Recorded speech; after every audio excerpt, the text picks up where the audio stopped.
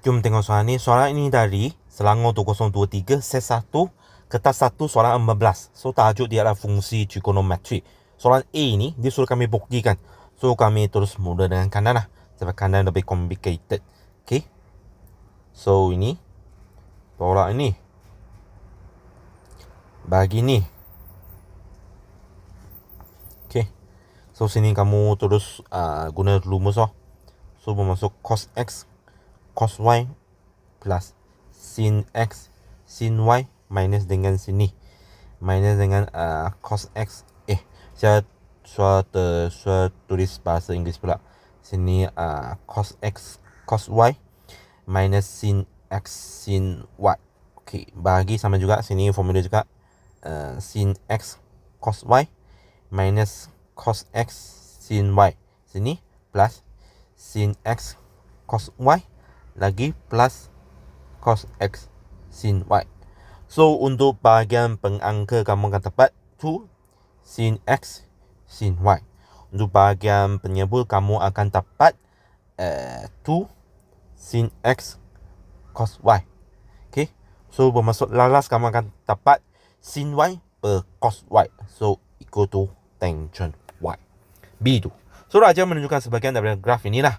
Y sama dengan A bagi tangent BX tambah C yang mana titik ini. Dia minta kami cari nilai bagi B dan C. Okay. So kami tengok apabila X sama sifar dulu. Okay. Apabila X sama sifar, kami dapat tahu Y sama 3. So bermasuk C equal to 3. Okay, settled. So sekarang kami tengok B pula. B ni kami nak tengok color dia lah. So dari sini kami nampak color graph ni adalah pi per 2. Sebab dia sini kan, dari dia graf ni, dia sini ke sini, dia sudah satu color dah. Maksud mula color yang lain. So bermasuk pi per B sama pi per 2. So bermasuk B equal to 2. Okay. B2 tu. Nilai A titik diberi bawah titik ni juga terletak pada graf itu. Okay. So sekarang kami sudah ada nilai B dan C mah. So bermasuk Y equal to A tangent 2X plus 3. Okay, sekarang titik ini kami mau gantikan titik ni loh. Okay. So bermasuk 7 sama dengan A tangent 2, this one we substitute with this lah. Okay.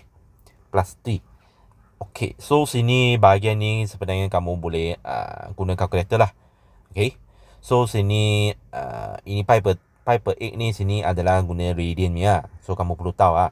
So bermaksud bahagian sini kamu sepatutnya tangent pi per 4 lah. Kamu boleh dapat satu punya. Okay. So bermaksud 7 equal to A plus 3. So A equal to 4.